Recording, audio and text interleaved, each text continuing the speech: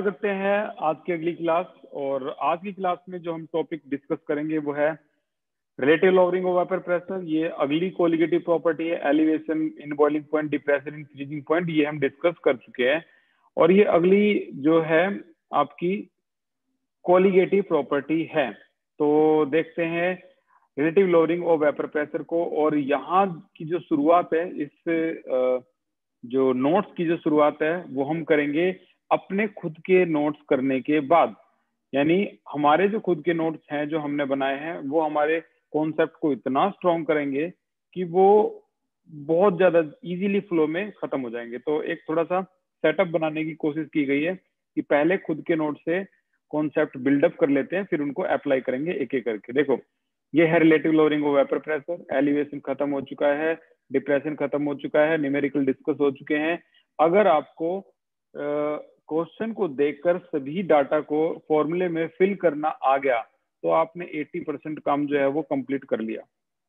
बाकी 20% कैलकुलेशन होती है। ठीक है, relative lowering of vapour pressure. तो यहाँ से होता है शुरू relative lowering of vapour pressure, ये वाला जो पोर्शन है हमारा। ठीक है, इन्होंने कहा है कि बताइए relative lowering of vapour pressure. Vapour pressure जो है वो कम कैसे हुआ और क्यों हुआ।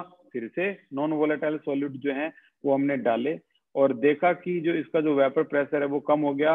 कोई ज्यादा बड़ी बात नहीं है। हम तीसरी बार वही एक बात डिस्कस कर रहे हैं जो पहले 2 बार डिस्कस कर चुके हैं। ये सॉल्वेंट है, ये आपका सॉल्यूशन है। भाई इनको आपने देखा तो सॉल्वेंट का जो वेपर प्रेशर है नो डाउट गर्म करोगे तो ज्यादा होगा, बिल्कुल ज्यादा होगा। लेकिन सॉल्यूशन का वेपर प्रेशर ज्यादा नहीं होगा। ठीक है ना, ये बात हम तीसरी बार डिस्कस कर रहे हैं। और रीजन बड़ा सिंपल है, वही रिड्यूस रिड्यूस रिड्यूस। ठीक है ना, रीजन वही है, fraction of surface covered by solvent, reduce reduce reduce. तो relative lowering of vapour pressure, कितना वेपर प्रेशर कम हो गया। देखो यहाँ वेपर प्रेशर ज्यादा है, यहाँ कम है, तो कितना कम हो गया और कितना ग्राम सॉल्यूट आपने इसमें ऐड किया था। ठीक है, तो उसको डिस्कस किया गया है। यहाँ पर रिलेट करना है हमें। पहले तो हम लोअरिंग ऑफ वेपर प्रेशर देखेंगे, फिर उसको रिलेट करेंगे। पहला काम है लोअरिंग ऑफ वेपर प्रेशर को देखना। तो P1 is equal to P1 not into में X1। थोड़ा सा जल्दी डिस्कस कर रहे हैं। ये रॉल्ट लॉ है। रॉल्ट लॉ एक स्पेशल केस है हेनरी लॉ का। हेनरी लॉ ने गैस इन लिक्विड के बारे में बात करी थी, लेकिन रॉल्ट लॉ ने जो आज ही डिस्कस होगा क्या बात करी थी, लिक्विड इन लिक्विड और सॉलिड इन लिक्विड। ये 2 न्यूमेरिकल दिए थे इसने। ठीक है, तो ये स्पेशल केस माना जाता है किसका, हेनरी लॉ का। ठीक है, अगर मैं डेल्टा P1 की बात करूं तो यहाँ पर डेल्टा का मतलब है लोअर, कम हुआ टेम्परेचर। आपको पता है कम हुआ टेम्परेचर बोल रहा हूँ, वेपर प्रेशर। आपको पता है प्योर सॉल्वेंट का वेपर प्रेशर क्या होता है, ज्यादा होता है। मान लो इसका वेपर प्रेशर है आपका 5 atm, इसका वेपर प्रेशर है 2 atm, तो कितना कम हो गया, 5 माइनस 2 यानी 3 atm कम हो गया। और इसको रिप्रेजेंट करते हैं हम डेल्टा पी से। क्लियर, ये डेल्टा पी है लोअरिंग ऑफ वेपर प्रेशर। क्यों कम हो गया, आपने इसमें जरूर सॉल्यूट डाले होंगे। तो यहाँ पर ये लोअरिंग ऑफ वेपर प्रेशर को रिप्रेजेंट कर रहा है आपको। ठीक है, P1 नोट में। अब हम इसको रिलेट कर रहे हैं। पहले तो P1 की वैल्यू जो भी है आपकी रॉल्ट लॉ की इसमें डाल दो, कॉमन वैल्यू ले लो, 1 माइनस X1 सभी को पता है यार X2 हो जाएगा। अब डेल्टा P1 को हम कंपेयर कर रहे हैं, रिलेट कर रहे हैं किससे, पहले वाले प्योर से। जैसे डेल्टा P1 को जो भी कम हुआ है उसको प्योर वेपर प्रेशर से, जो कि कितना है 5 atm, इससे रिलेट कर रहे हैं। यानी कुल मिला के हम 3/5 कर रहे हैं। 3 का मतलब डेल्टा P और 5 का मतलब क्या, प्योर का vapour pressure P1 not. Clear, देखो डिवाइड किया तो इसका जो भी फॉर्मूला हमने भी डेराइव किया वो यहाँ आ गया, P1 not X2 divide by P1 not, cancel out. जो भी आ गया X2 वो यहाँ पे है। इसको डेल्टा P1 को दोबारा लिख दो, P1 नॉट माइनस P1 और ये P1 not. X2 is the mole fraction of solute, जिसे हम N2 divide by N1 plus N2 लिख सकते हैं। जहां पर N2 की वैल्यू N1 के कंपैरिजन में हर बार नंबर ऑफ मोल जो है वो बहुत कम होगी, सो कैन बी नेग्लेक्टेड। तो हमारा क्या आ जाएगा, N2 बाई सीधा सीधा N1। ये अभी भी सेम चल रहा है, ये पोर्शन अभी भी सेम चल रहा है। इसको इलेबोरेट कर दो, N2 होता है W2 बाई M2 और ये होता है W1 बाई M2। W1 याद रखना मास ऑफ सॉल्यूट इन ग्राम, ये मोलर मास है। लिख दोगे तो आपका एक फॉर्मूला आपके सामने आ जाएगा। इसी को बोलते हैं relative lowering of vapour pressure. आपने इसको रिलेट कर दिया, प्योर के कंपैरिजन में कितना कम हुआ, यानी 3/5। आपने इसको 3/5 दिखाया है। 3 कितना कम हुआ 5, जो कि प्योर था, P1 नॉट था। ये P1 नॉट है, ये P1 है सॉल्यूशन का। ठीक है, तो ये आपका जो फॉर्मूला डिजाइन हो गया है आपके सामने, इसी पर हमें न्यूमेरिकल की बम्बार्डमेंट करनी है। मैंने बता दिया आपको, आपको वैल्यूज रखनी अगर आ गई ना सारी की सारी, तो आपने 80% काम कर दिया। जैसे सबसे आसान क्वेश्चन से शुरुआत करते हैं। एग्जाम्पल है 2.6 एनसीईआरटी। जल्दी से चलते हैं अपनी लोकेशन पे, ताकि हम अपने टारगेट को, जो भी हमारा टारगेट है आज का, वो खत्म कर पाए। ये देखो बहुत अच्छा दिखाया गया है किस तरीके से प्योर सॉल्वेंट के ज्यादा वेपर प्रेशर होते हैं और सोल्यूट के, सॉल्यूशन के कम होते हैं। ठीक है ना, ये ग्रीन कलर में जो सोल्यूट है कभी भी आपको ऊपर दिखाई नहीं देगा। ठीक है, अभी हम टॉपिक बाय टॉपिक पढ़ेंगे ताकि कंफ्यूजन बिल्कुल ना हो और जल्दी से समझ में आए। ये है आपका relative lowering of vapour pressure example 2.6। चलो ये हमारे सामने आ चुका है एग्जांपल 2.6। मैं आपके आपके काम को आसान करने के लिए एक फॉर्मूला लिख देता हूँ, P1 naught minus P1 upon में P1 naught is equal to I into में क्या W2 बाई M2 इंटू में M1 बाई W1। ये लिख दिया मैंने। ठीक है, अब एक एक करके देखते हैं। The vapour pressure of pure benzene at certain temperature इतना आ गया। तो ये वेपर प्रेशर प्योर स्टेट का है, मैं सर्कल लगाता चलूंगा। ये मिल गया और ये भी मिल गया, एक तीर से दो शिकार। अगर इसमें नॉन वोलेटाइल नॉन इलेक्ट्रोलाइट ये वर्ड कहीं भी आ जाए, आई की वैल्यू 1 होगी, game over. Again non electrolyte जिसका वजन था W2 का कितना 0.5 ग्राम, ये W2 0.5 gram is added to 39 gram of benzene. ये आपका सॉल्वेंट है, तो ये आपका सॉल्वेंट है 39 ग्राम ऑफ बेंजीन। बेंजीन का मोलर मास 78, जो कि सॉल्वेंट था यानी W1 था, तो M1 आ गया आपका 78। Now you have to calculate molar mass of solute. बस यही तो आपका रह रहा है, बाकी सारे तो हमने दिखा दिए, यही तो रह रहा है। बस इसी को क्रॉस मल्टीप्लाई, एक मिनट P1 की बारी आई तो P1 जो है आपका वो क्या हो जाएगा, this is your P1 partial pressure of solution. कितना है पार्शियल प्रेशर ऑफ सॉल्यूशन, ये 0.845 बार।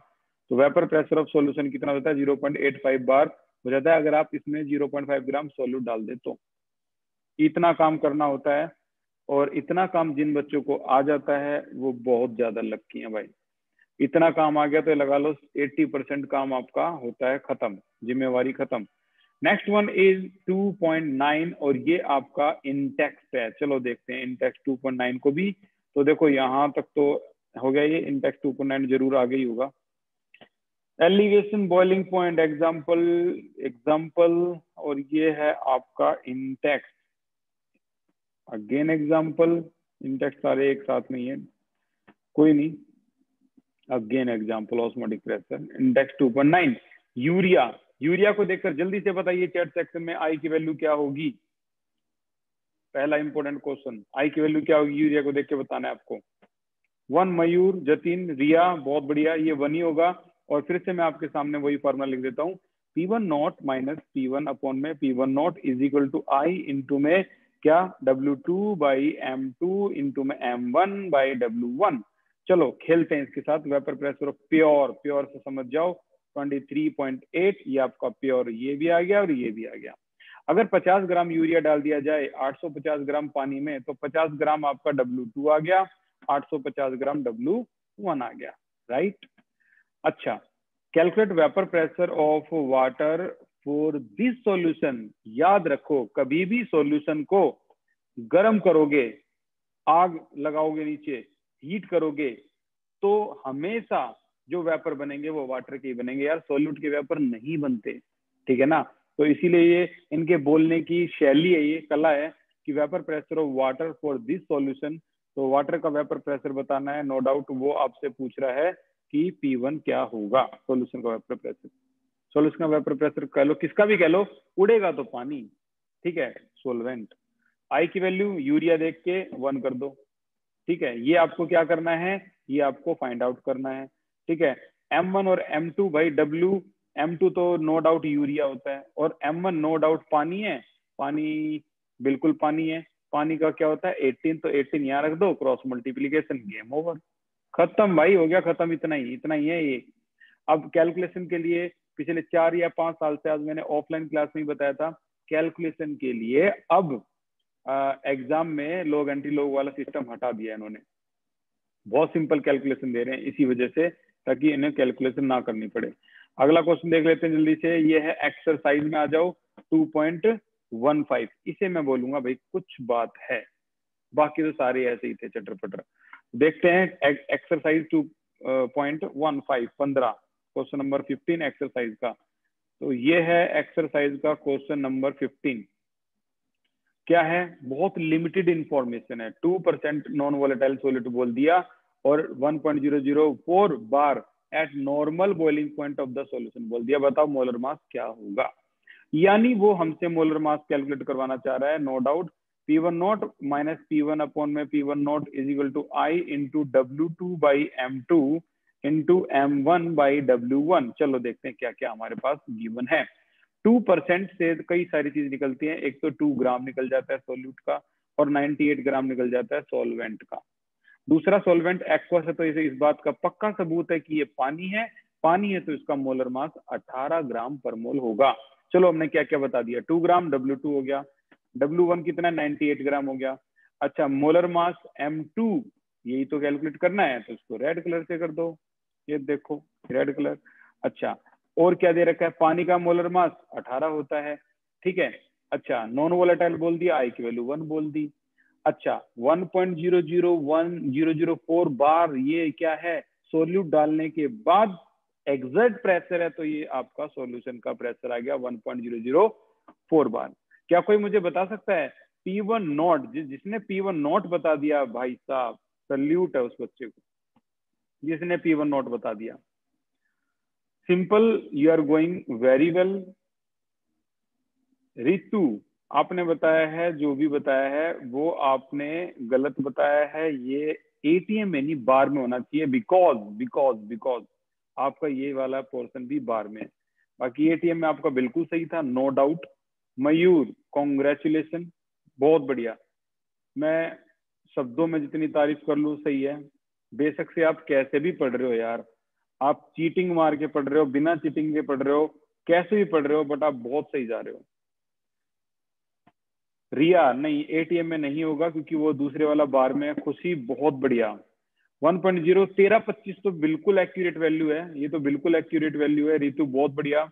1.0 1325, 1.0 1325, this is accurate value in bar, ठीक है। तो बार में हमें क्या करना है, ये 25 हटा दो क्योंकि यहाँ भी पॉइंट के बाद 4 डिजिट है, यहाँ भी पॉइंट के पास 4 डिजिट है, तो ये आ गया आपका 1.0 13 बार।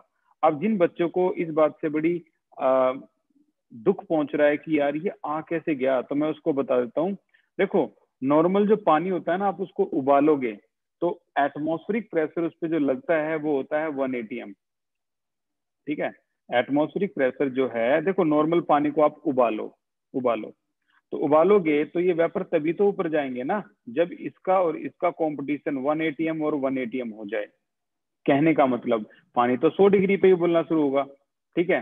तो वेपर प्रेशर की डेफिनेशन क्या हुई, या बॉइलिंग पॉइंट की डेफिनेशन क्या हुई, the temperature at which vapour pressure equal to atmospheric pressure, यानी 1 atm को ही आप एटमॉस्फेरिक प्रेशर बोलोगे, ठीक है ना। प्रेशर ऑफ वाटर क्या बोलोगे, 1 atm, बिकॉज इस टेम्परेचर पर ये 1 atm के इक्वल हो जाता है। लेकिन 1 atm तो हम रख नहीं सकते ना बार में, तो 1 atm किसके इक्वल होता है, 1.0 1325 बार के इक्वल होता है, राइट। इसको राउंड ऑफ करके 1.0 13 कर दिया है। जिस बच्चे को 1.0 13 P1 नोट के बारे में पता है, तो उसको ये मास्टरपीस क्वेश्चन के बारे में पता है। सीधी सीधी सी बात बोल रहा हूं मैं, ठीक है ना, ही नो अबाउट इट, अगर उसको ये पता है तो।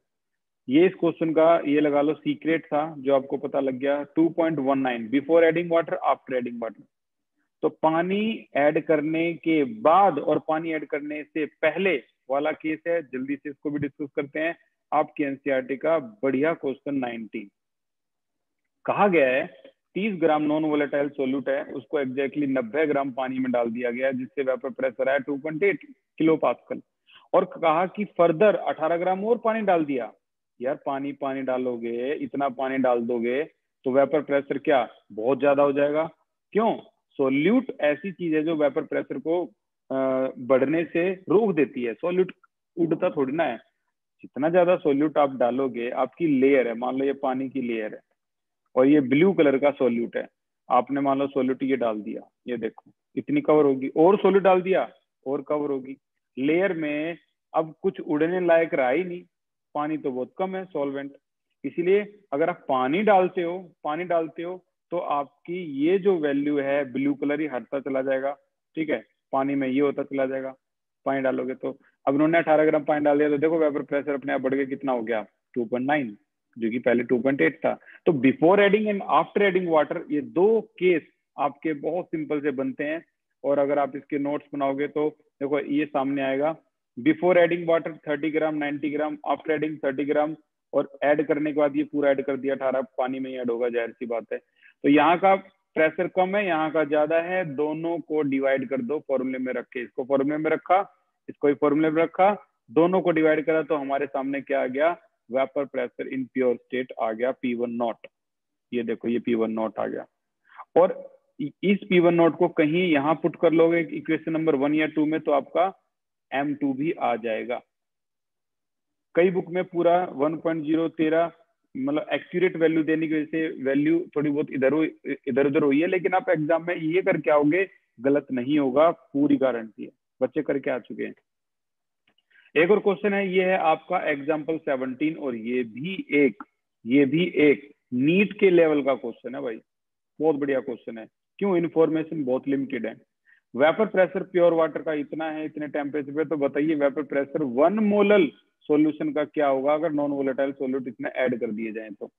कुछ दिया ही नहीं यार, 7 वैल्यू में से 2 वैल्यू उठा के दे दी बस, तो हम मोलल से बहुत कुछ निकाल देंगे, मोलल तो बहुत कुछ दे देगा हमें। 1 molal means that 1 mole of solute dissolve in 1 kg of solvent, यानी 1 मोल तो सॉल्यूट वैसे ही मिल गया आपको, 1 kg ऑफ सॉल्वेंट भी मिल गया आपको, ठीक है ना, इवन सॉल्वेंट पानी है ये भी पता लग गया, तो बहुत कुछ निकल गया इससे। एक चीज से कई सारी चीज देखो कैसे निकलेगी। देखो 1 सिर्फ इतना दिया था और P1 पूछ रखा है, सिंपल सा खेल है, P1 नोट दे दिया, P1 पूछ रहा है, तो 1 mole mean then 1 mole of solid dissolve in 1 kg of solvent. तो मोलैलिटी इसकी जो हो जाएगी वो इसके हिसाब से दिखा रखे कैसे कैसे है। तो नंबर ऑफ मोल N2 की वैल्यू तो सीधी रख दो यार, 1 मोल है, और N1 क्या है, ये है पानी का नंबर ऑफ मोल, पानी 1 kg है, 1 kg है, तो 1000 डिवाइड बाई 18 आ गया, 55.5 हो गया। P1 नॉट पहले ही बोल दिया क्वेश्चन में 12.3 है, ये देखो यहाँ रख दिया 12.3 दोनों P1 नॉट। P1 निकालना है, क्रॉस मल्टीप्लीकेशन, खेल खत्म, ये भी खत्म भाई। एग्जाम एक्सरसाइज का क्वेश्चन नंबर 18 भी देख लेते हैं, जब यही रहेगा ये भी कि छोड़ दिया, तो एक्सरसाइज का क्वेश्चन नंबर 18 ये लाइन में है, ये भी मास्टरपीस भाई साहब। Calculate mass of non volatile solute, यानी आपको W2 निकालना है, मोलर मास 40 ग्राम है। We should be dissolve 118 gram octane to reduce vapor pressure to reduce vapor pressure to, मुझे सिर्फ इतना बता दो देखकर कि वेपर प्रेशर कम होकर कितना बच गया, बताइए भाई, वेपर प्रेशर कम होकर कितना बच गया।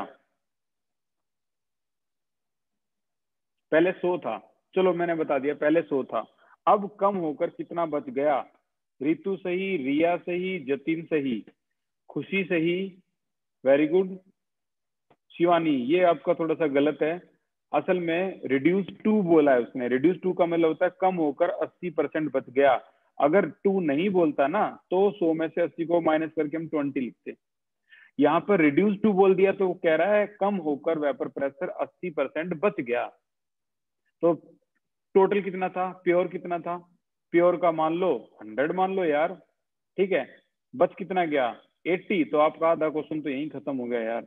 ये देखो P1 naught minus P1 upon में P1 naught is equal to I into W2 by M2 into M1 by W1। तो देखो ये P1 नॉट आपका कितना है 100 है, ये 80 है, ये 100 है। वो कह रहा है सोल्यूट डालने के बाद ये 80% बच गया। नॉन वोलेटाइल सोल्यूट I की वैल्यू 1 होगी। उन्होंने कहा क्या है कैलकुलेट करने के लिए, कैलकुलेट मास यानी W2 निकालने के लिए कहा है। मोलर मास जो इसका क्या होगा वो दे रखा है 40 ग्राम है, 40 ग्राम पर मोल है, तो जो कहा है हम उसको रेड में करते हैं, ठीक है भाई, ये तो करते आए हम, रेड में कर लो, और जो दे रखा है उसको लिखते रहो। देखो M2 है आपका कितना 40 ग्राम पर मोल, M1 यहाँ सॉल्वेंट की बात हो रही है जो कि ऑक्टेन है, ऑक्टेन का मोलर मास निकाल के हम लिख सकते हैं, और W1 दे रखा है ऑक्टेन का कितना 114 this question has to be completed. खत्म, और कुछ है ही नहीं इसमें। जिसने 100 और 80 का केस समझ लिया वो खत्म खेल कर गया, क्योंकि इसने कहा है कि सोल्यूट डालने के बाद उसका जो वेपर प्रेशर है ना सॉल्यूशन का, वो कम होकर 80% रह जाता है। ठीक है, तो ओरिजिनल 100 था। अब हम एक बार जल्दी से देखो हमारा यहाँ का जो रेट रोलिंग है यहाँ तक कितना करा था हमने अपने नोट्स में। चलो अब देखते हैं इस टॉपर के नोट में इसके बारे में क्या क्या डिस्कशन है।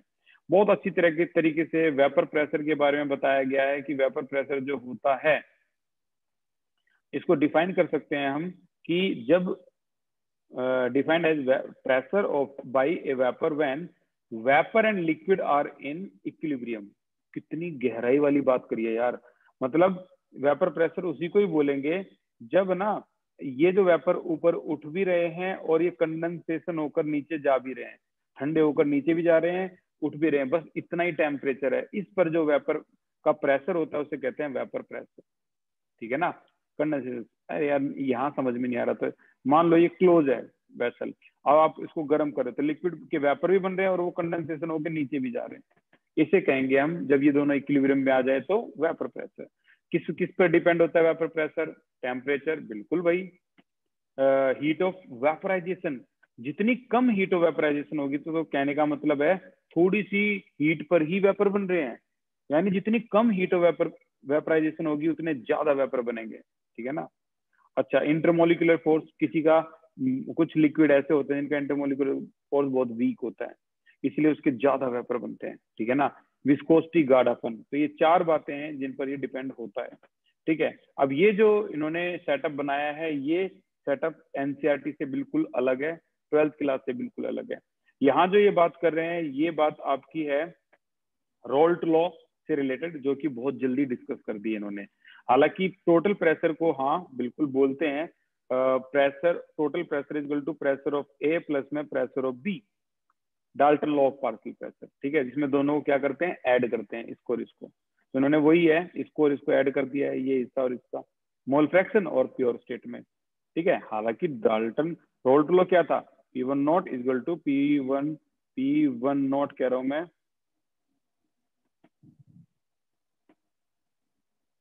Okay, P1 is equal to क्या था, P1 नॉट इंटू में X1 था, और P2 इज इक्वल टू क्या था, P2 नॉट इंटू X2 था। ये आपका रोल्ड था जो आज ही डिस्कस हो जाएगा। दोनों को ऐड कर दोगे तो ये आपका टोटल आ गया। ठीक है, बस इन्होंने थोड़ा जल्दी भावनाओं में बह गए, जल्दी डिस्कस कर दिया। 2 मोल ऑफ बेंजीन है, 2 मोल ऑफ बेंजीन जिसका प्योर वेपर प्रेशर इतना है।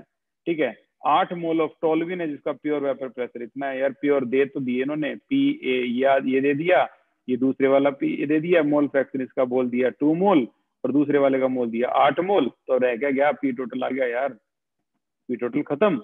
ये आ गया आपका P टोटल सारी वैल्यू रखने के बाद 64, क्योंकि सारी वैल्यू जो है वो गिवन दे रखी है, ये सारी गिवन है। ठीक है, नंबर ऑफ मोल है तो मोल फ्रैक्शन आप निकाल सकते हो 2/10 करके, ये मोल फ्रैक्शन आ गया। ठीक है, तो ये मोल फ्रैक्शन इसका ये है, इसका ये है। आसान था कुल मिला के, मैं ये कहना चाह रहा हूँ, ये आसान था, इससे भी मत घबरा के तो हो गया काम। अच्छा, वो और देखो पीटी कैसे रिलेट कर सकते हो। पीटी की वैल्यू आपको तो पता ही है, हमने एक बार पीटी की वैल्यू और निकाली थी जिसमें क्या था, P1 नॉट माइनस में मोल फ्रैक्शन बार था, इस तरीके से और ऐसे ऐसे करके हमने निकाली थी डेराइव करके। तो इन्होंने भी क्या किया है, पी टोटल की जो वैल्यू थी, जो पी टोटल की वैल्यू थी उनको डायरेक्ट रिलेट कर दिया विद दिस फॉर्मूला। मैं इस फॉर्मूले की बात कर रहा हूँ भाई। ठीक है, जो अभी हम थोड़ी देर में डिस्कस करने वाले हैं। मैं बता रहा हूँ इन्होंने एक ये टॉपिक पहले दे दिया। रिलेट करने के बाद हमें पता लगा कि सीधी सीधी 100 वैल्यू तो यार पीबी नोट की है, तो पीबी नोट तो वैसे ही निकल गया 100। और अगर पीबी नोट निकल चुका है, ये निकल चुका है, XC जो है इसको रिलेट करें तो 80 किसके इक्वल हो जाएगा, इसके इक्वल हो जाएगा। सीधा सीधा देखो 80 जो है 80x जो है इसके रिलेटेड, तो x कट गया ना, तो P1 PT नोट सीधा सीधा 20 आ गया, 180 आ गया, ऐड करने के बाद हो गया क्वेश्चन खत्म। यही पूछ रखा है इन्होंने। प्योर वेपर प्रेशर टोल्यूइन का बताओ। मेरा कहने का फिर से यही मतलब है, ये वाला तरीका भी आसान था। अभी हमने अपने नोट्स में इसको पढ़ा नहीं है इस फॉर्मूले को, बट ये आपको अच्छी तरह से पता है, ये बहुत आसान है। लिक्विड लिक्विड सॉल्यूशन, आज मैं आपके दिमाग में कुछ चीज डिस्टिंग्विश करूंगा, देखते रहना क्लास को, ताकि जो दिमाग में कॉम्प्लेक्स चल रहा है ना, ideal gas, real gas, Raoult law, Dalton's law, Henry law, ये सारे मिक्सअप से हो रहे होंगे, डिस्टिंग्विश कर दूंगा पूरी अच्छी तरह से। अच्छा, ये सेटअप भी इन्होंने वही है। अब इन्होंने अब बता रहे हैं relative lowering of vapour pressure का फॉर्मूला हमें, जो कि होता है normally P1 naught minus P1 upon में P1 naught is equal to क्या, I और इंटू में W2 by M2 into M1 by W1। ठीक है, ये फॉर्मूला इन्होंने अपने इस तरीके से, जैसे भी तरीके से डराइव किया है, हम पहले ड्राइव कर चुके हैं। अब यहाँ पर देखो, वेपर प्रेशर कहा गया है एक्वस मीडियम में 2 मोल ऑफ यूरिया और 5 mole of H2O। Vapour pressure of solution निकाल के दिखाओ, यानी सीधी सी बात की है इन्होंने, P1 नॉट माइनस में P1 अपॉन में P1 नॉट, और अगर मोल की बात बोल रहा है, सीधा सीधा मोल बोल रहा है, तो हम भी कौन सा कम है, हम भी मोल बोलेंगे इसमें। तो मोल में क्या था, N2 अपॉन में N1 प्लस N2, राइट। तो यहाँ पर जो वेपर प्रेशर है सॉल्यूशन का वो निकालना है। प्योर का वेपर प्रेशर कितना है, वो दे रखा है इन्होंने 1। एक्वस, क्योंकि एक्वस मीडियम में तो पानी है, पानी का वेपर प्रेशर 1 होता है, तो 1 माइनस में P1 और ये 1 है तो हटाओ। नंबर ऑफ मोल N2 का कितना दे रखा है, ये रहा 2 है, तो 2 अपॉन में 2 प्लस 7, 2 प्लस 5, 7 हो गया। क्रॉस मल्टीप्लाई आपका ये आ चुका है P1। ठीक है, आसान था ये भी। अगला है find out vapour pressure of 0.1 m यानी मोलैलिटी। मोलैलिटी का मतलब बहुत कुछ चीज आ गई हमारे पास, तो फॉर्मूला लिख देता हूं फिर से। ये आ गया हमारा फॉर्मूला, और इन्होंने कहा है W2 by M2 into M1 by W1। तो 0.1 का मतलब क्या होता है, it means that 0.1 mole of solute dissolve in 1 kg of water. Clear, ये 0.1 मोलैलिटी का मतलब है। तो देखो, एक्वस को देखकर तो पता ही लग गया होगा, P1 नॉट तो 1 है, 1 माइनस में P1 और ये आपका 1 हो गया। क्लियर, इसको और भी शॉर्ट कर लो, क्या, नंबर ऑफ मोल तो दे ही रखा है ना, तो N2 अपॉन में N1 कर लो। आपका राइट है, आपका राइट है कि N2 अपॉन में N1 भी कर सकते हो, N2 अपॉन में N1 प्लस N2 भी कर सकते हो, आपकी सहूलियत पे डिपेंड है, जो आपको अच्छा लगे। तो नंबर ऑफ मोल ये रहा, mean 0.1 mole. Clear, number of mole of solvent, पानी, पानी कितना है, 1000 डिवाइडेड बाई 18, 55.5 आ गया। लो जी, वही कैलकुलेशन आ गई जो हमारी है। ठीक है, इन्होंने पूरा प्रॉपर फॉर्मूला लगाया बिना इग्नोर करे, आप चाहो तो आप लगा लो, 55 की जगह 56 हो जाएगा, खत्म। ये रहा क्रॉस मल्टीप्लाई, आंसर आ गया। तो ये था relative lowering of vapour pressure इनकी निगाहों से। एक और क्वेश्चन है, which is having more vapour pressure, क्या 1 मोल ऑफ NaCl का या 1 मोल ऑफ यूरिया का। तो आंसर है 1 मोल ऑफ NaCl। यार आई की वैल्यू 2 होगी ना सीधी सीधी, तो इसका वेपर प्रेशर बिल्कुल ज्यादा होगा। ठीक है, अब आता है हमारा vapour pressure of liquid solution. तो मैं इसी के लिए आज बोल रहा था आपको कि आज मैं आपको आपके दिमाग में कुछ चीज बिल्कुल क्लियर, क्लीन चिट कर दूंगा। क्यों, इसी में रोल्ट लॉ घुसा हुआ है, इसी में ideal solution, non ideal solution, positive deviation, negative deviation, azeotrope, minimum boiling, maximum boiling, सब इसी में क्यों घुसे हुए हैं। डिस्टिंग्विश करना शुरू करते हैं भाई अच्छी तरह से, सुनो जरा ध्यान से। कहानी को अच्छी तरह ध्यान लगाकर सुने, ताकि आपको पता लगे कि ये कहानी कहाँ से शुरू होती है और कहाँ की तरफ जाती है। तो कहानी की शुरुआत हुई थी भाई इससे, ये जस्ट इसके बाद से, ये आपकी ये कहानी की शुरुआत। Vapour pressure of liquid solution, liquid solutions की बात हुई यहाँ पर। और उससे भी पहले अगर मैं आपको आपकी एनसीईआरटी को दिखाऊं तो आपको और अच्छी तरह पता लगेगा कि कहानी की शुरुआत हुई थी तो कहाँ से हुई थी। कोलिगेटिव प्रॉपर्टी तो सबसे लास्ट में आती है। ठीक है, तो यहाँ से होती है कहानी की शुरुआत। हेनरी लॉ जैसे खत्म हुआ था यहाँ से। Vapour pressure of liquid solution. ठीक है, अब vapour pressure of liquid solution दो तरह के होते हैं, लिक्विड इन लिक्विड और सॉलिड इन लिक्विड। ठीक है, सबसे पहले इन्होंने किसको डिस्कस किया है, लिक्विड इन लिक्विड को। तो vapour pressure of liquid in liquid solution को डिस्कस कर रहे हैं। बस शुरुआत यहीं से होती है और कंफ्यूज होने की तो अब सवाल ही पैदा नहीं होता। देखो वेपर प्रेशर और लिक्विड सॉल्यूशन दो हो सकते हैं। लिक्विड सॉल्यूशन को हम दो कह सकते हैं, लिक्विड इन लिक्विड या फिर solid in liquid. Liquid in liquid में देखो गर्म करोगे, जैसे बेंजीन और टोल्यूइन है, गर्म करोगे तो कौन सा किसके वेपर बनेंगे? जब यार दोनों ही लिक्विड है तो दोनों के वेपर बनेंगे, जाहिर सी बात है। मान लो ये जो कलर है ग्रीन कलर, ये बेंजीन का है, राइट, तो बेंजीन के भी वेपर बन रहे हैं। और जो दूसरा कलर है वो टोल्यूइन का, दोनों के वेपर बन रहे हैं। इसीलिए रोल्ट लॉ की दो डेफिनेशन बनती हैं, एक में बोला जाता है ईच वॉलेटाइल कंपोनेंट, और एक में बोला जाता है सॉरी ईच कंपोनेंट, क्योंकि दोनों के दोनों इवेपोरेट होंगे। और एक में बोला जाता है जब सॉलिड लिक्विड की बात आती है तो सॉलिड थोड़ा ना इवेपोरेट होंगे, यहाँ तो सिर्फ वाटर वाटर इवेपोरेट होंगे, तो सारे वाटर का ये हिस्सा दिखाया गया है, ये वाटर वाटर इवेपोरेट हो रहे हैं, सॉलिड तो इवेपोरेट होंगे ही नहीं। इसीलिए कहा गया है ईच कंपोनेंट, थोड़ा ना बोलोगे आप दोनों कंपोनेंट इवेपोरेट हो रहे हैं, आप कहोगे ईच वॉलेटाइल कंपोनेंट, जिसमें से वाटर कौन है? वॉलेटाइल है। तो ये जो दो वर्ड में, तीन वर्ड में बातें एक्सप्लेन की गई हैं, ये पूरा रोल्ट लॉ दिखा दिया आपको कि पार्शियल प्रेशर जो है वो डायरेक्टली प्रोपोर्शनल है मोल फ्रैक्शन के, लेकिन इस केस में ईच कंपोनेंट, इस केस में ईच वॉलेटाइल कंपोनेंट। तो कैसे? देखो भाई, vapour pressure in liquid liquid solution की अगर बात करें, और ना उससे पहले डाल्टन रोल्ट लॉ की डेफिनेशन की बात करें, तो मैं जरूर दिखाना चाहूंगा इसकी डेफिनेशन आपको। एक डेफिनेशन तो इस पेज पे दे रखी है, पेज नंबर 41 पे है। क्या है ये डेफिनेशन? है लिक्विड लिक्विड सॉल्यूशन की। यहाँ क्या इस्तेमाल होने वाला है? ईच कंपोनेंट डेफिनेशन में। तो क्या है रोल्ट लॉ क्या स्टेट कर रहा है? For a solution of volatile liquid partial pressure of each component, ये तो दिखाना चाह रहा हूं मैं। तो एक डेफिनेशन है 41 पेज पे, और एक और डेफिनेशन आएगी इसकी जब हम इसमें सॉल्यूट डाल देंगे। तो देखो ये इन्होंने सॉल्यूट डाल दिया, vapour pressure of solid liquid solution. तो यहाँ फिर से रोल्ट लॉ की डेफिनेशन आई 44 पेज पे, लेकिन इस बार इन्होंने डेफिनेशन में क्या बदलाव किया? ईच वॉलेटाइल कंपोनेंट, ठीक है ना।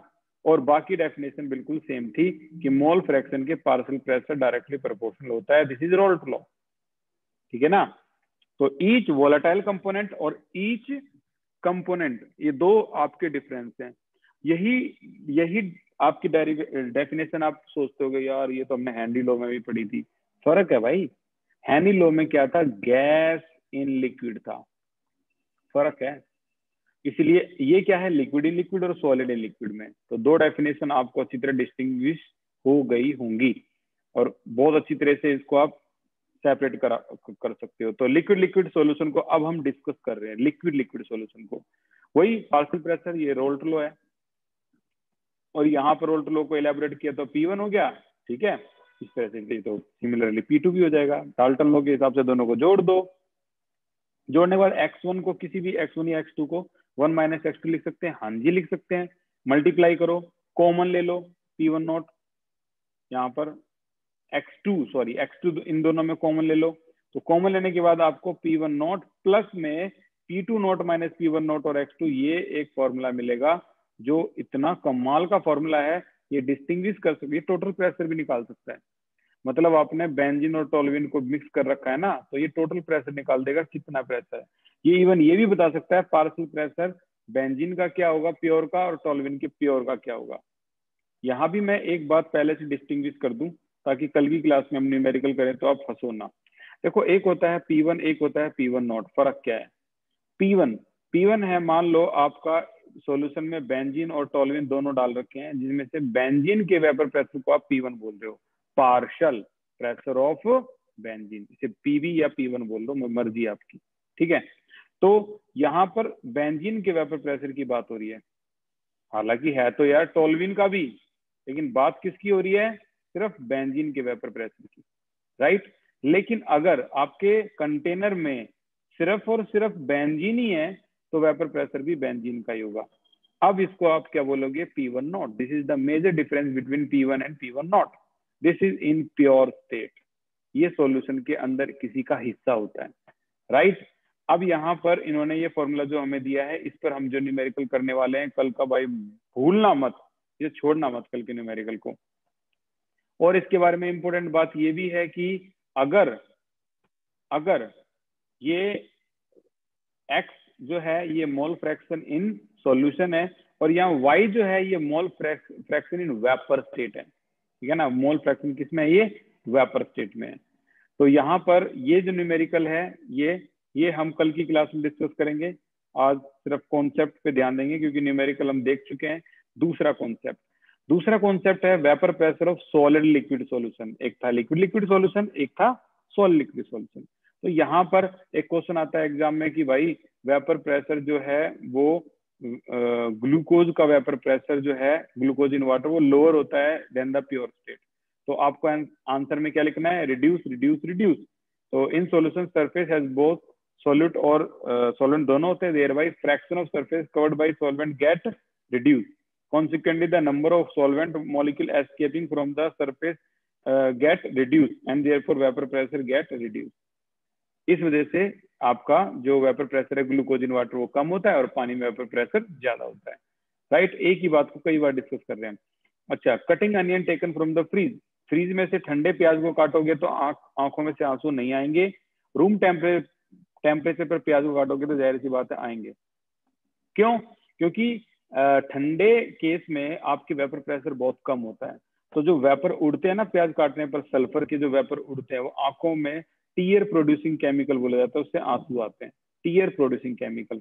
तो कम वेपर प्रेशर है तो कम टीयर प्रोड्यूसिंग केमिकल आएगा आपके पास, गेम इज ओवर। इतना करने के बाद जब हम कॉन्सेप्ट सीखते हैं, अभी तक हमने क्या सीखा, vapour pressure of liquid solution, वहां पर था vapour pressure of liquid solution, यानी लिक्विड सॉल्यूशन का मतलब ये नहीं कि लिक्विड लिक्विड नहीं, यहाँ दोनों होते हैं, लिक्विड लिक्विड सॉल्यूशन और सॉलिड लिक्विड सॉल्यूशन। यहाँ दो लॉ होते हैं रोल्ट के, रोल्ट लॉ का ये भी लॉ हो सकता है, रोल्ट लॉ का ये भी लॉ हो सकता है। एग्जाम में वो साफ बोलेगा एक्सप्लेन करो रोल्ट लॉ को in case of liquid liquid solution या फिर सॉलिड लिक्विड सॉल्यूशन। अगर सिर्फ इतना बोलता है explain Raoult law, state Raoult law, तो कोई भी लिख दो यार, दोनों डेफिनेशन में दोनों ठीक मानी जाएगी।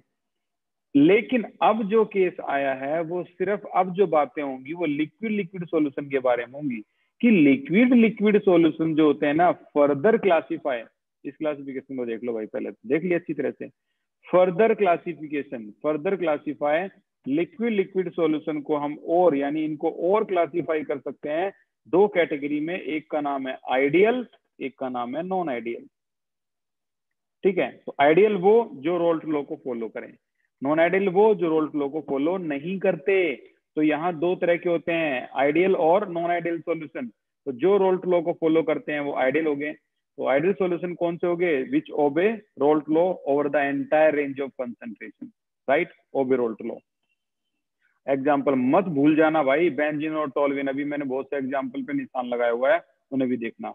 अगर आप इनको मिक्स करते हो तो डेल्टा एच ऑन मिक्सिंग 0, यानी ये इतनी कमाल की फ्रेंडशिप होती है बेंजीन टोल्यूइन में, दोनों को मिक्स कर दो, कोई हीट ना तो रिलीज होती ना एब्जॉर्ब होती, ठीक है ना। H on mixing 0, V on mixing 0, इसका मतलब ये हुआ the bonding between A and B is exactly same like A B के बीच में जो इंटरमोलिकुलर फोर्स है वो ए और बी की तरह सेम होता है। नॉर्मल एक ग्राफ जो है वो बनेगा जहां x0 की वैल्यू बढ़ती हुई दिखाएगी राइट की तरफ और ये आपको डिक्रीज होती हुई दिखाई देगी लेफ्ट की तरफ, x2 की लेफ्ट की तरफ डिक्रीज। तो एक नॉर्मल जो है ये आपका जो ग्राफ है वो बनेगा, इसे आइडियल गैस का ग्राफ बोलते हैं, ठीक है। नॉन आइडियल गैस में ऐसा नहीं है और कल का जो न्यूमेरिकल है वो भी इससे रिलेटेड है, तो मिस मत करना भाई। नॉन आइडियल के सॉल्यूशन के केस के लिए ऐसा नहीं है, वहां पर क्या होता है, ये ओबे नहीं करते रोल्ट लॉ को over the entire range of concentration, do not obey. ये दो तरह के होते हैं, एक positive deviation from Raoult law और एक negative deviation from Raoult law. Positive deviation में जो बॉन्ड बनते हैं ए और बी के बीच में वो बहुत ही वीक होते हैं, यानी ए और बी के बीच में इंटरमोलिकुलर फोर्स क्या होता है, वीक होता है कंपैरेटिवली ए एंड बी।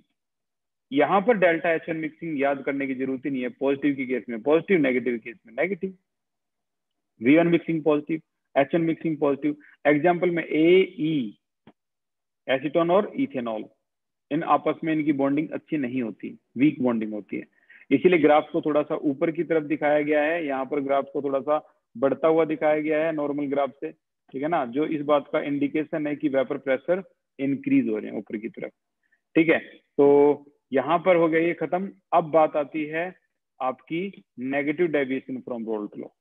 यहाँ पर देखो रोल्ट लॉ को वो फॉलो कर रहे थे यार, इसीलिए उसका फॉर्मूला इक्वल था।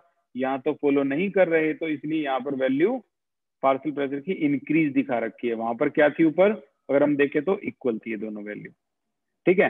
इसी तरह से हम नेगेटिव डेविएशन की बात करें तो example, classical example AC।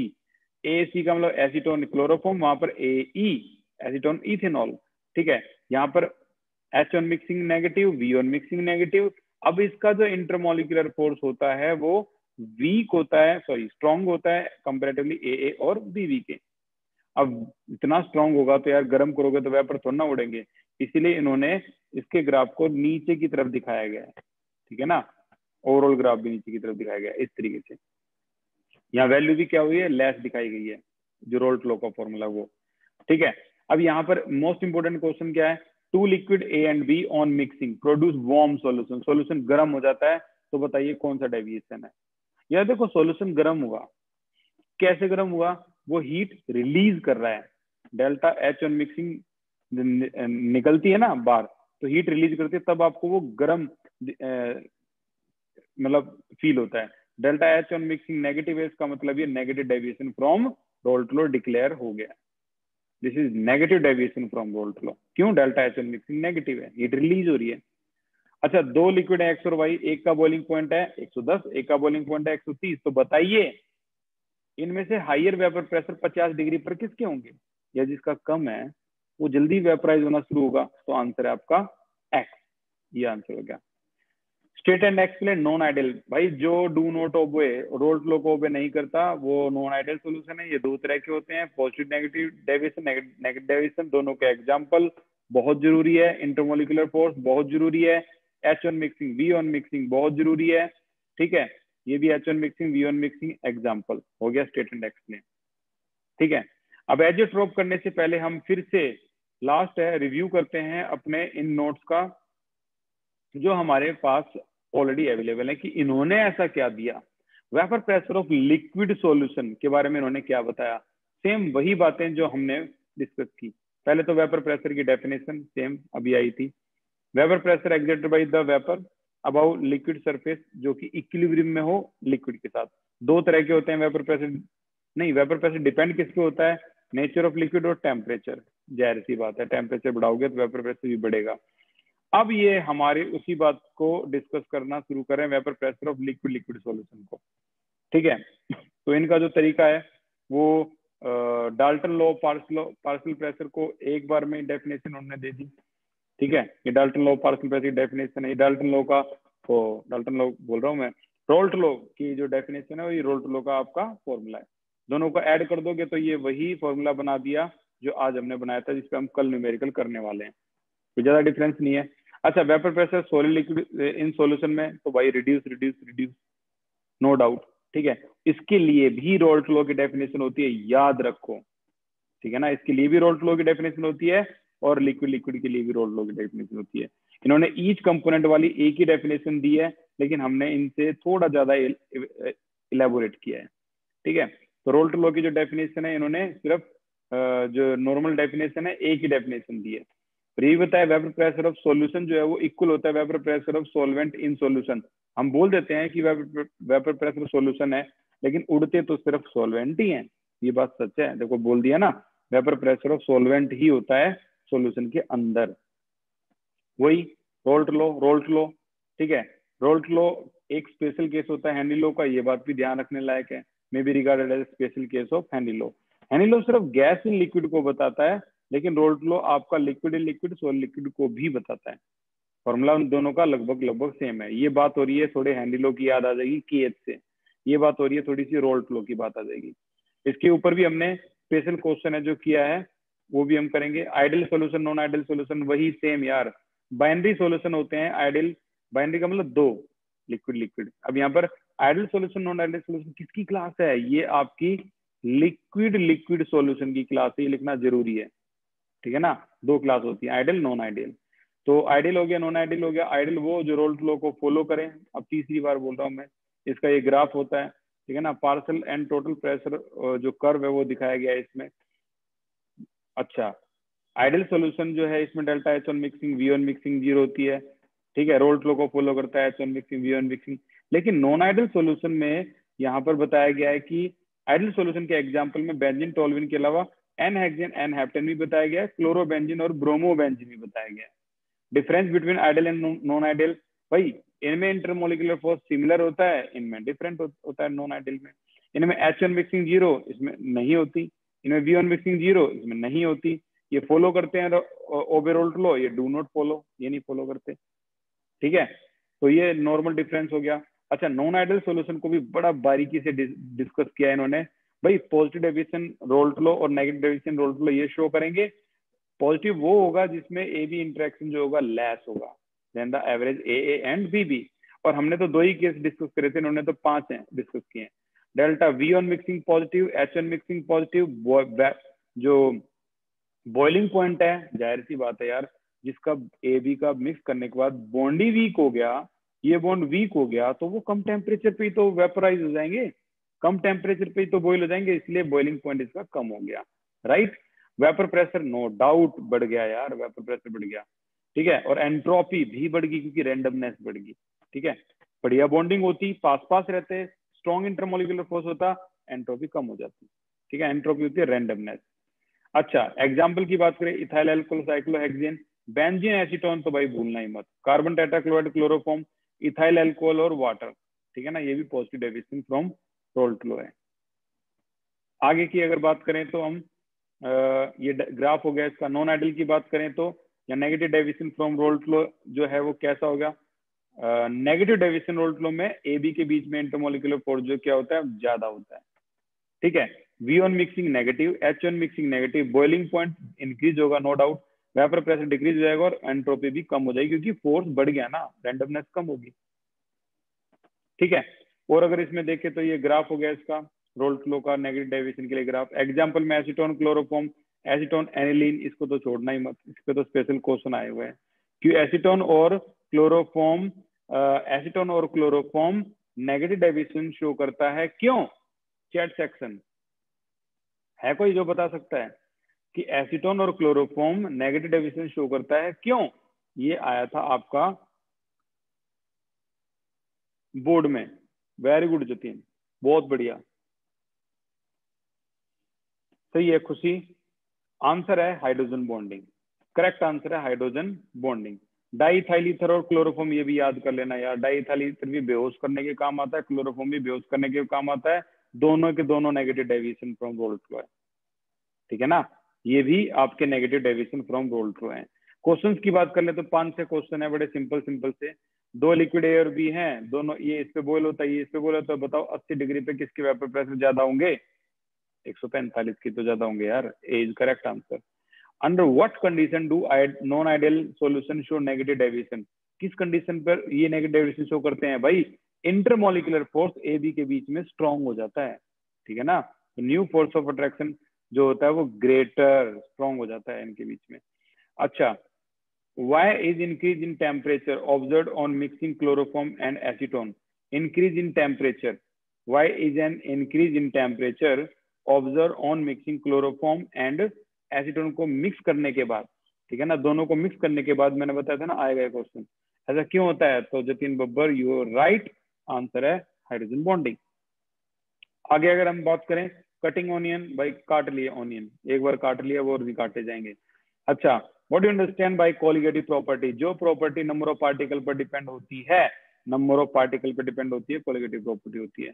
Name an important colligative property of solution non volatile solid के लिए, तो 4 ही होती है यार, एलिवेशन, डिप्रेशन, ऑस्मोटिक, लोवरिंग। अब आपका सिर्फ ऑस्मोटिक ही रहता है।